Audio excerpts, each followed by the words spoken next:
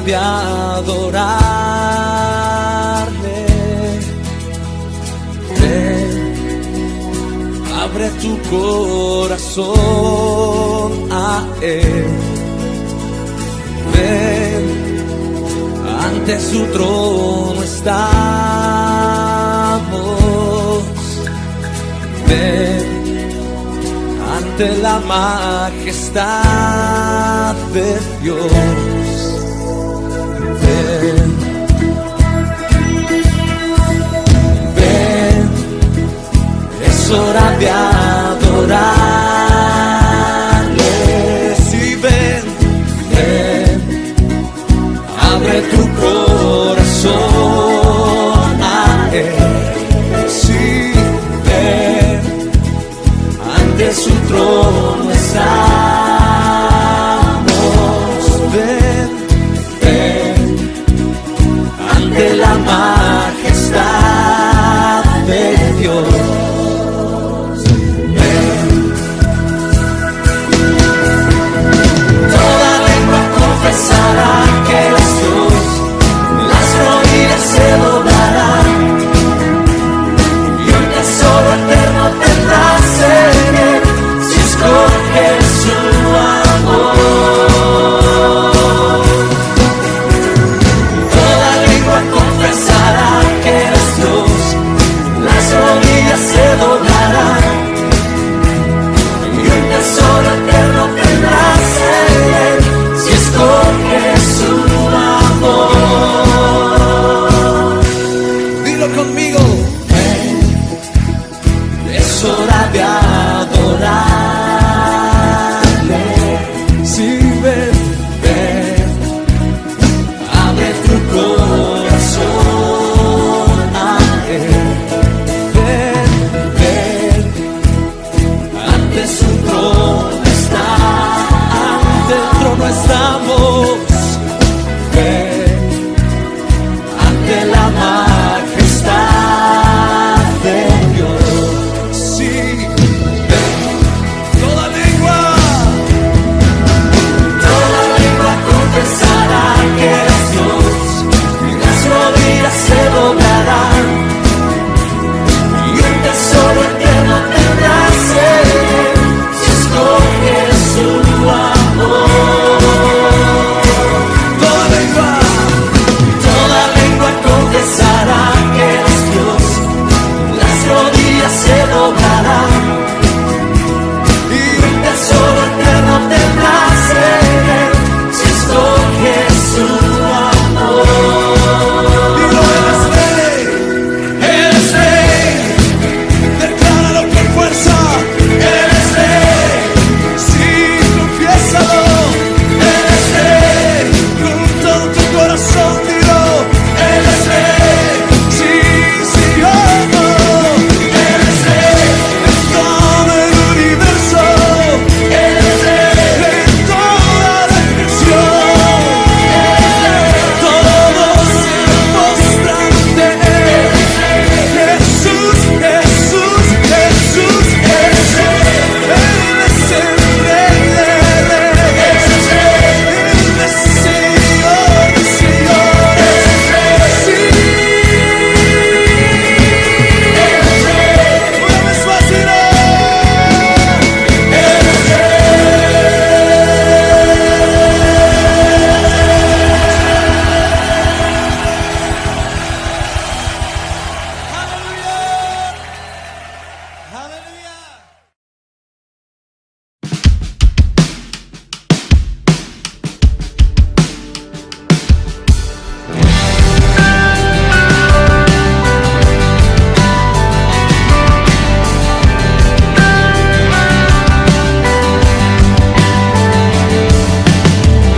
Sin esperanza me encontraba yo, muerto y perdido en mi transgresión, hijo de ira, enemigo de Dios.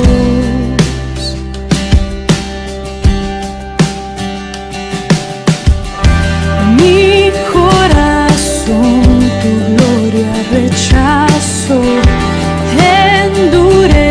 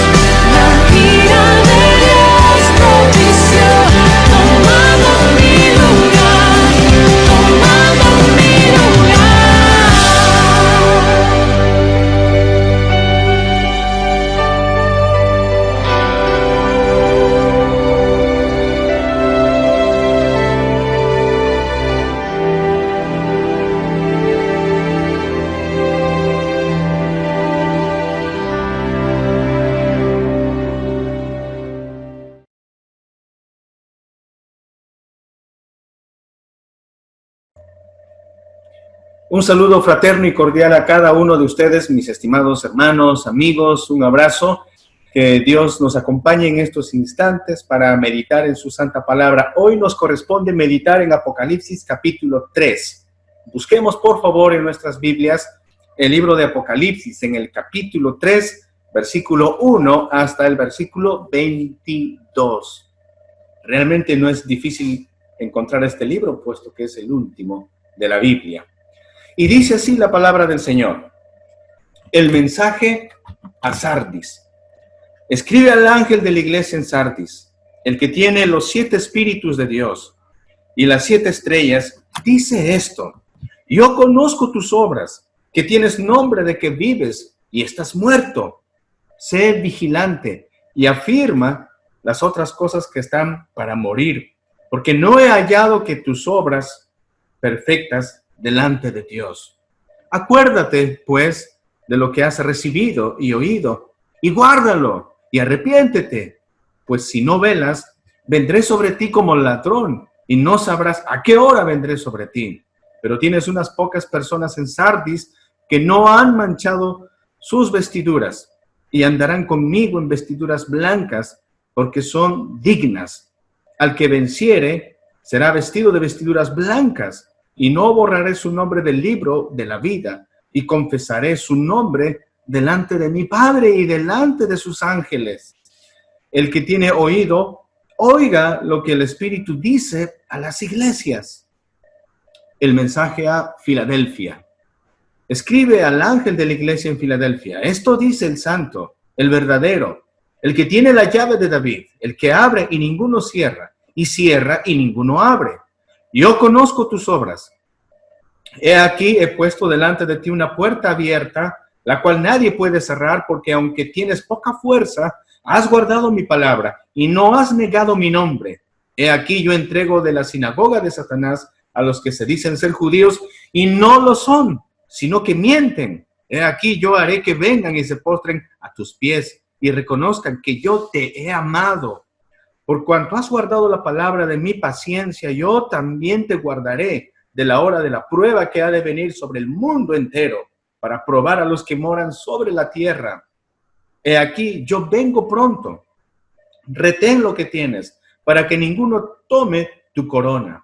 Al que venciere, yo le haré columna en el templo de mi Dios, y nunca más saldrá de allí. Y escribiré sobre él el nombre de mi Dios, y el nombre de la ciudad de mi Dios, la nueva Jerusalén, la cual desciende del cielo, de mi Dios, y mi nombre nuevo. El que tiene oído, oiga lo que el Espíritu dice a las iglesias.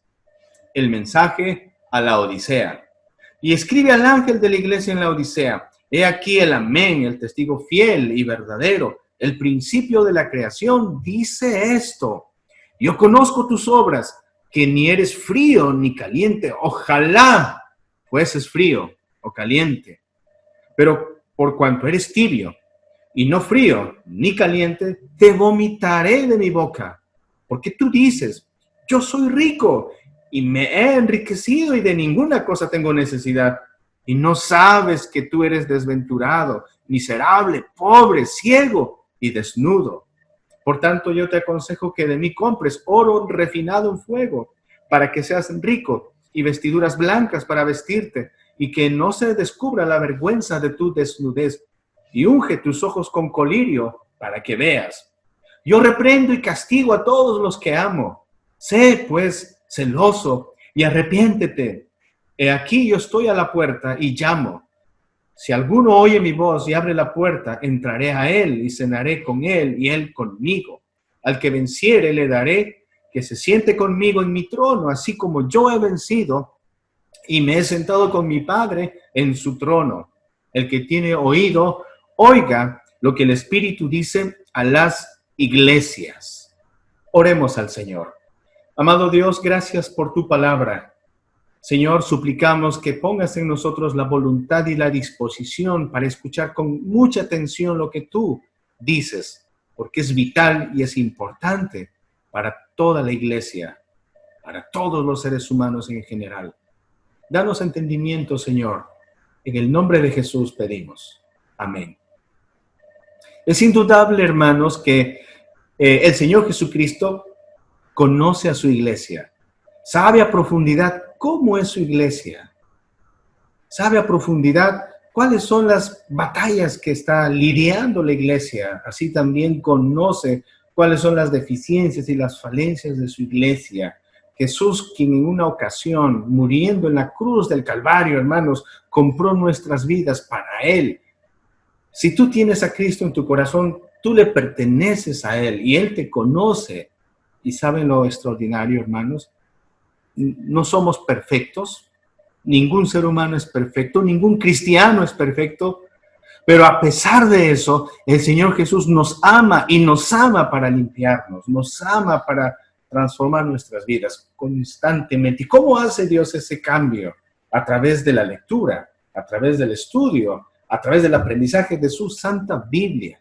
La Biblia es el instrumento del Señor para cambiar los corazones de los seres humanos. No hay nada que pueda cambiar el corazón del hombre, solamente Dios a través de su Biblia. Bien, hermanos, como Dios conoce a la iglesia, como Jesús conoce a la iglesia y ve a la iglesia, Jesús hace un diagnóstico de cómo se encuentra la iglesia. Y en esta mañana, el título de nuestro mensaje es Cristo conoce a su iglesia. Cristo conoce a su iglesia. Y hay tres características, o diría de manera más exacta, tres diagnósticos que Jesús obtiene de la iglesia, de manera general, de la iglesia. Tres diagnósticos. En primer lugar, el Señor Jesús entiende y Él puede ver, y voy a decirlo de esta manera, el cristianismo mundano. En el mensaje a Sardis se va a detallar esto. El Señor Jesús ve a la iglesia, a toda la iglesia, y ve que hay grupos, hay sectores de su iglesia que lamentablemente se han dejado influir por la vida que no conviene. Lejos de ser luz para este mundo, se han envuelto en la oscuridad. La iglesia, el cristianismo mundano. En segundo lugar, meditaremos también en el cristianismo fiel. A pesar de las dificultades, a pesar de la oposición, se mantiene fiel a su compromiso con Jesús, el cristianismo fiel. Apocalipsis, capítulo 3, versículo 7 al versículo 13. Y en último lugar, el cristianismo de nombre. El cristianismo sin compromiso, solamente de nombre. Del versículo 14 al versículo 22. Iniciemos entonces con el primer punto de nuestra reflexión, el cristianismo mundano. En el versículo 1 dice, escribe al ángel de la iglesia en Sardis, el que tiene los 7 espíritus de Dios y las 7 estrellas, dice esto, yo conozco tus obras. Fíjense, aquí Jesús dice, yo conozco tus obras. Aquí cuando habla de los 7 espíritus de Dios, simplemente está hablando del Espíritu Santo en su trabajo pleno y completo, pleno y completo. Recuerden, el número 7 es un símbolo de completo.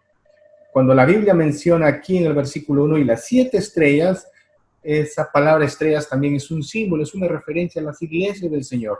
En otras palabras, Jesucristo, el dueño, amo de la iglesia, el dueño de nuestras vidas, dice, yo conozco tus obras y que tienes nombre de que vives y estás muerto. Era una iglesia que realizaba sus reuniones con total normalidad, realizaba sus actividades con total normalidad. Sin embargo, habían dejado su amor por Cristo Jesús, se habían comprometido con la vida licenciosa. Para decirlo de esta manera, en esta iglesia ya se habían hecho compromisos con la mundanalidad. En el versículo 4, por ejemplo, dice lo siguiente, pero tienes unas pocas personas, dice unas pocas personas en Sardis que no han manchado sus vestiduras y andarán conmigo en vestiduras blancas porque son dignas.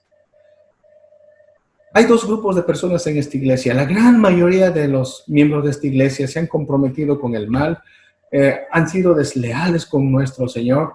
Hay un pequeño grupo de miembros de esta iglesia que se mantienen fieles al Señor a pesar de las dificultades. Pero ¿qué ha pasado? ¿Por qué muchos de los cristianos están empezando a convivir con el pecado? Por una razón, hermanos, para evitar la violencia, para evitar la persecución y que se les confisquen sus bienes y propiedades. Recuerden que estamos contando que en esa época Domiciano era el emperador en Roma. Recuerden también que dentro de la política del imperio se había implantado la adoración al César como si fuera un dios. De tal forma que los cristianos, si no adoraban al César como si fuera un dios, no obtendrían el certificado de adoración. Y al no obtener este certificado de adoración al César, eran convictos de la justicia romana y fácilmente se les podía meter en prisión, fácilmente se les podía despojar de todos sus bienes. Por lo tanto, muchos miembros de esta iglesia, al verse en esa situación, por conveniencia, se dejan influir, por conveniencia. Pero esto tiene mucho que ver con nosotros también, estimados hermanos. Tú dirás, ¿cómo así? De la siguiente manera puedo yo explicar. Nosotros como cristianos, obviamente ya no somos perseguidos como los cristianos del primer siglo, pero hay otro tipo de persecución. Como cristianos, si tú eres joven, por ejemplo, o eres adolescente y quieres ser aceptado por tu grupo, ¿qué es lo que sucede?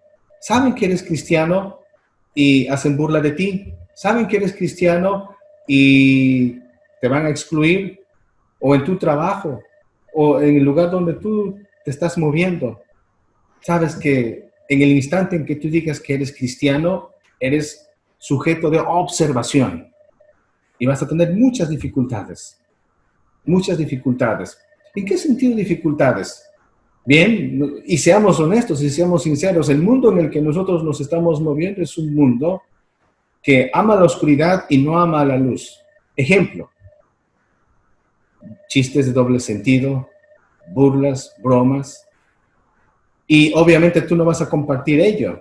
Y ellos se van a dar cuenta y van a hacer escarnio de ti. No van a permitir que tú participes en tu grupo. Probablemente te van a cancelar el contrato y te van a decir, ¿sabes qué? No eres una persona proactiva porque no te has reunido en esta ocasión, así que no te lo van a decir. No te lo van a decir, pero tú vas a saber que por alguna razón no te están renovando el contrato. Tú vas a saber que por alguna razón no les caes bien a tu vecindario, y ojalá sea por tu fe en Cristo Jesús, como dice el apóstol Pedro, y no por entrometerte en lo que no conviene. Pero hay un pequeño grupo de personas en Sardis que son fieles y leales a Dios. Están sufriendo, están batallando esta persecución. ¿Y qué les promete el Señor Jesucristo? Que ellos andarán con vestiduras blancas. Cuando habla de vestiduras, está hablando simplemente de la conducta y el carácter, es un símbolo. Y cuando habla del color blanco, es un símbolo de santidad, es un símbolo de pureza. Cristo Jesús está diciendo a los pocos que están en esta iglesia ya contaminada, en esta iglesia donde todos hacen lo que quieren, a los pocos que se mantienen leales a mi palabra, yo estaré con ellos, yo caminaré con ellos. Y en el versículo 5 dice, al que venciere será vestido de vestiduras blancas, y no borraré su nombre del libro de la vida. Cuando dice esto, el Señor está garantizando que tú eres mío. Y como eres mío, no voy a borrar tu nombre del libro de la vida. ¿Qué quiere decir esto? Antiguamente, hermanos, los judíos tenían sus registros de sus nombres. Si ustedes leen la Biblia, van a encontrar una lista de genealogías. En el Antiguo Testamento, genealogías. En el Nuevo Testamento, genealogías. Son la lista de los nombres. Los judíos eran muy cuidadosos para el momento de registrar sus datos. Y obviamente, cuando un judío se portaba mal, cuando un judío era un oprobio para la nación, lo que hacían ellos era simplemente borrarles del registro, les quitaban de la genealogía. En el Imperio Romano hacían lo mismo. Antes de sancionar y matar a un criminal, el Imperio Romano borraba de sus registros el nombre de este criminal. En otras palabras, el Señor está diciendo simplemente, tú estás garantizado conmigo, tú que estás sufriendo, tú que estás pasando por adversidades y eres fiel a pesar de lo que te toca vivir, yo estoy contigo. Deuteronomio 32:10 dice de la siguiente manera, le halló en tierra de desierto y en yermo de horrible soledad, lo trajo alrededor, lo instruyó, lo guardó como a la niña de sus ojos, lo guardó como a la niña de su ojo. Ese es el consuelo que el Señor da a los pocos fieles y verdaderos en la iglesia de Sardis. Pero la gran mayoría había hecho adendas con la mundanalidad. La gran mayoría, por conveniencia, sucumbieron ante el mal. No seamos de esa manera, amados hermanos. Pasamos al segundo punto, el mensaje a la iglesia en Filadelfia. El cristianismo fiel. El cristianismo fiel. En esta sección, el Señor Jesucristo va a felicitar a esta iglesia. En el versículo 7 dice, escribe al ángel de la iglesia en Filadelfia. Esto dice el santo y verdadero, el que tiene la llave de David, el que abre y ninguno cierra, y cierra y ninguno abre.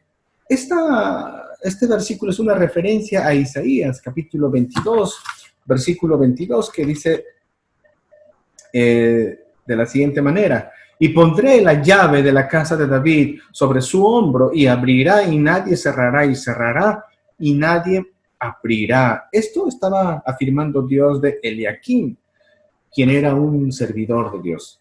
Era una especie de anuncio a lo que Cristo Jesús iba a hacer. La llave en la cosmovisión judía significa símbolo de autoridad. Y la Biblia dice aquí que Jesús tiene la llave, que Jesús es el Mesías, que Jesús es el descendiente del rey David, que Jesús es la máxima autoridad. Él es el que abre puertas y cierra puertas. ¿Puertas a qué?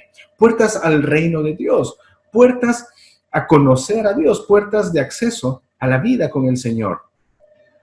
¿Cómo es la iglesia fiel? De lo que estamos leyendo nos damos cuenta que la iglesia fiel es la iglesia que está comprometida con la palabra de Dios. Es la iglesia que está comprometida con la enseñanza y la difusión de la verdad de Dios.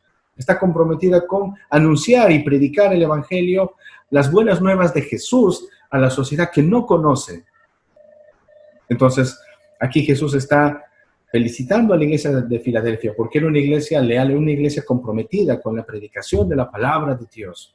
Dice en el versículo 8, yo conozco tus obras, he aquí, he puesto delante de ti una puerta abierta. ¿Quién es el que da las facilidades? ¿Quién es el que bendice a la iglesia con la posibilidad de predicar a más personas?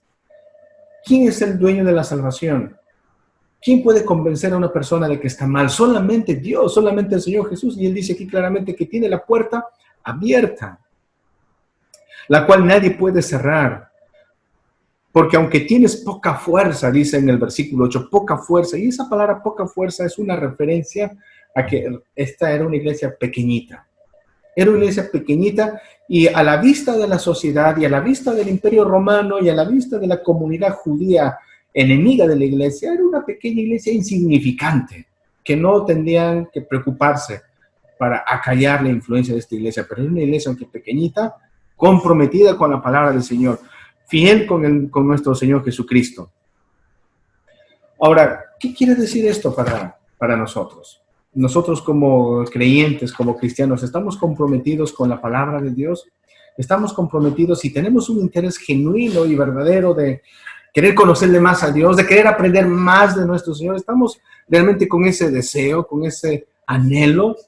El Señor Jesucristo dice que el verdadero cristiano se caracteriza porque tiene un anhelo por conocer más de su Señor Jesucristo. Tiene un anhelo por conocer más de la verdad de nuestro Señor Jesucristo.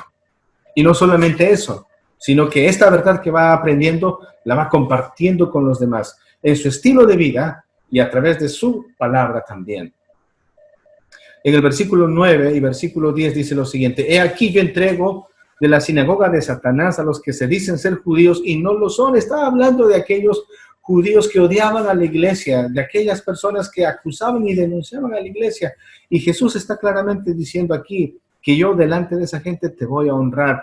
Es más, haré que un grupo de esos judíos se acerquen y sean miembros de esta iglesia. Pero la iglesia fiel, el cristianismo fiel, no solamente está comprometido con la iglesia, sino que también va a sufrir, también va a pasar por pruebas. En el versículo 10 dice lo siguiente: por cuanto has guardado la palabra de mi paciencia, yo también te guardaré. Escuchen esto, hermanos. Yo también te guardaré de la hora de la prueba que ha de venir sobre el mundo entero para probar a los que moran sobre la tierra. Hay una idea equivocada de mucha gente que dice, una vez que tú eres cristiano ya no vas a pasar ninguna dificultad. Una vez que tú te haces cristiano, es más, ni el ladrón te va a robar. Puedes dejar tu casa con las puertas abiertas, ni el ladrón se va a meter. Una vez que tú eres cristiano, ni el coronavirus te va a dar. No, tú puedes salir. ¿Para qué usar las mascarillas? Una vez que tú eres cristiano, tú vas a ser un hombre próspero. todo te va a ir bien, porque tú tienes que parar de sufrir una vez que eres cristiano. No, cristiano ya no tiene por qué sufrir, el cristiano no tiene que ser pobre, el cristiano no tiene que enfermarse. Y eso es un concepto totalmente equivocado, pues la Biblia dice que el verdadero cristiano también va a pasar por dificultades, va a pasar por pruebas, porque Cristo Jesús tiene que probar nuestra fe. El Señor Jesucristo tiene que trabajar en nuestro carácter, y las pruebas, las adversidades, se constituyen en una tentación, porque en momentos de dificultad, ¿qué es lo que queremos nosotros? Salidas rápidas y salidas fáciles. Ir por el camino más corto, aunque sea incorrecto. Es una tentación, pero el Señor nos dice, mira, yo te voy a guardar, yo te voy a proteger. Vas a pasar, es cierto, vas a pasar por el valle de dolor, pero yo voy a estar contigo. Esa es la promesa que el Señor hace a esta iglesia fiel de Filadelfia. Y no solamente eso, a la iglesia fiel de Filadelfia el Señor también le dice que yo voy a estar contigo y tú vas a ser firme. En el versículo 12 dice, al que venciere yo le haré columna en el templo de mi Dios, yo le haré columna y nunca más saldrá de allí, nunca más saldrá de allí.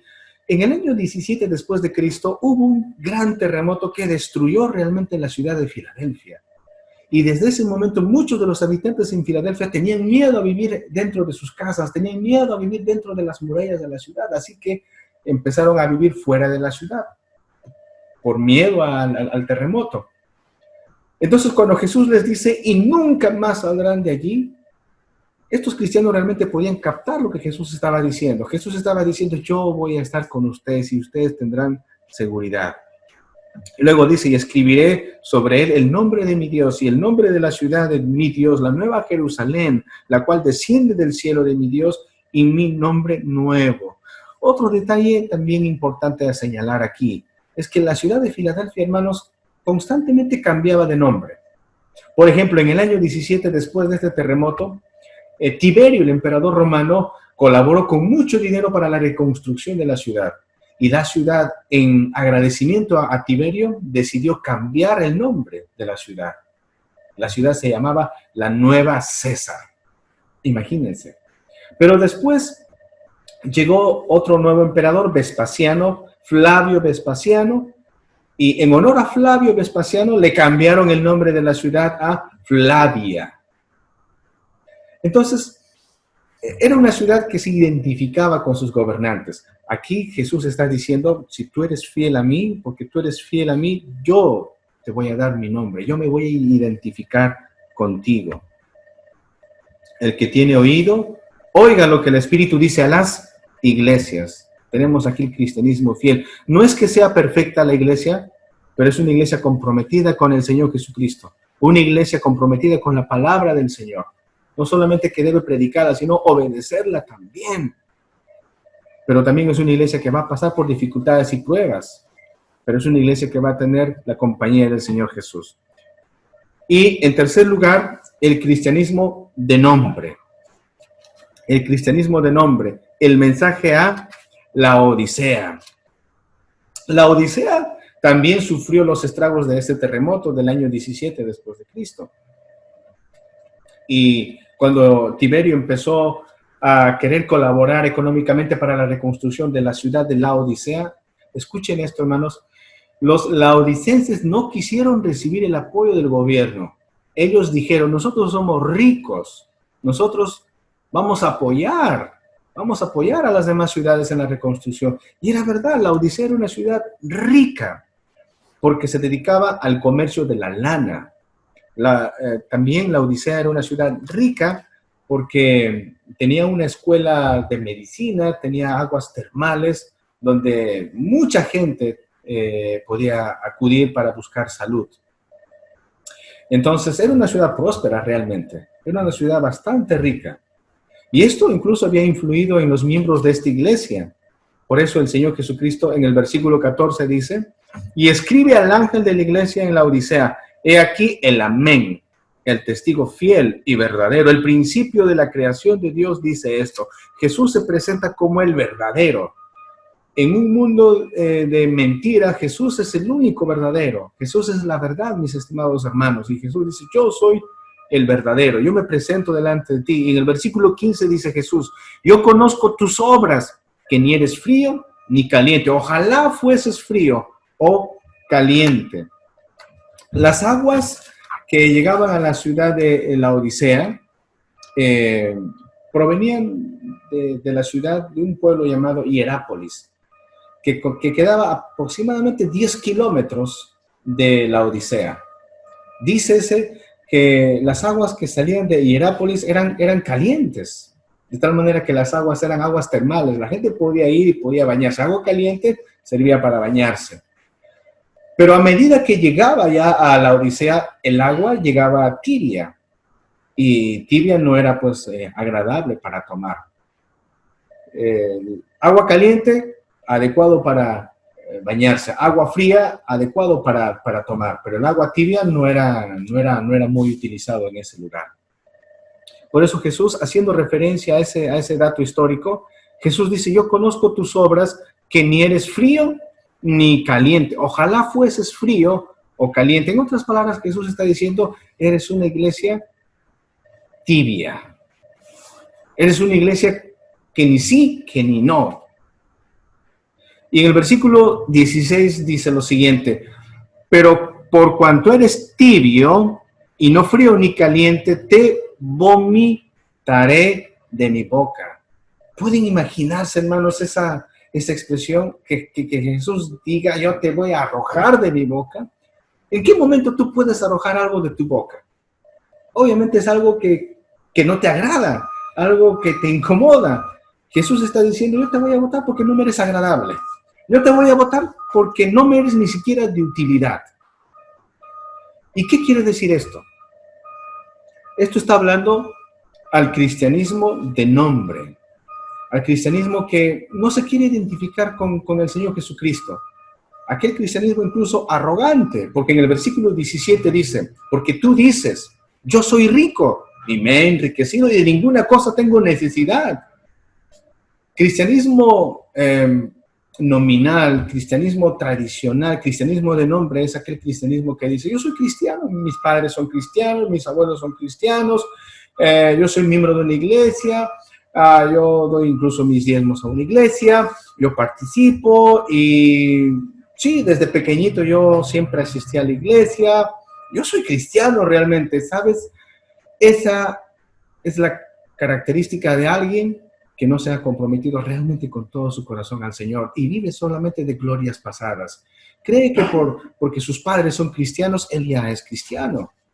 Recuerden que el ser cristiano es algo de cada persona, individual. Y no solamente eso. Cuando la Biblia dice, te arrojaré de mi boca, está haciendo referencia a que no hay utilidad. ¿Cuántos de estos creyentes tradicionales, nominales, realmente no están comprometidos con la labor en una iglesia? Según hace un tiempo atrás leí un artículo de una encuesta que se hizo, del 100% de miembros de iglesia, dícese solamente el 20% de cristianos están comprometidos en la labor en la iglesia. Entonces el 80% de cristianos no participan en ninguna labor en la iglesia, no participan en ningún ministerio en una iglesia, simplemente de manera mecánica asisten a la iglesia, se sientan un par de horas a la semana y luego se retiran y su vida sigue de la misma manera. El Señor Jesús está diciendo, yo no quiero que seas de esa manera, yo quiero que tú te comprometas y participes de los ministerios dentro de la iglesia. Por eso el Señor dice, ¿tú crees que porque vienes de una familia cristiana y ya eres cristiano? No te mientas, no te engañes. Necesitas conocer al Señor. Por eso Jesús dice en el 17, y no sabes que tú eres desventurado, miserable, pobre, ciego y desnudo. Versículo 18, por tanto, yo te aconsejo que de mí compres oro refinado en fuego para que seas rico y vestiduras blancas para vestirte. Jesús está diciendo, ven a mí y yo te daré ropa. Ven a mí, yo te daré la verdadera riqueza, perdón de pecados, amistad con Dios, comunión con el Señor. En el 19 el Señor Jesús dice, yo reprendo y castigo a todos los que amo, sé pues celoso y arrepiéntete. Yo reprendo y castigo a los que amo. El Señor es como un padre que cuando ve que sus hijos son desobedientes, obviamente les va a poner en línea, obviamente va a educar correctamente. Él es un verdadero padre. Versículo 20 dice, he aquí yo estoy a la puerta y llamo. Qué triste, pero la iglesia de la Odisea había dejado a Jesús, el dueño de la iglesia, fuera de sus vidas, fuera de su agenda, y Jesús tiene que tocar la puerta y decir, yo estoy aquí, yo voy a entrar, si me abres la puerta, yo entraré y cenaré contigo. ¿Esto qué significa? Vamos a tener armonía, vamos a tener amistad y comunión. Versículo 21, al que venciere le daré que se siente conmigo en mi trono, así como yo he vencido y me he sentado con mi Padre en su trono.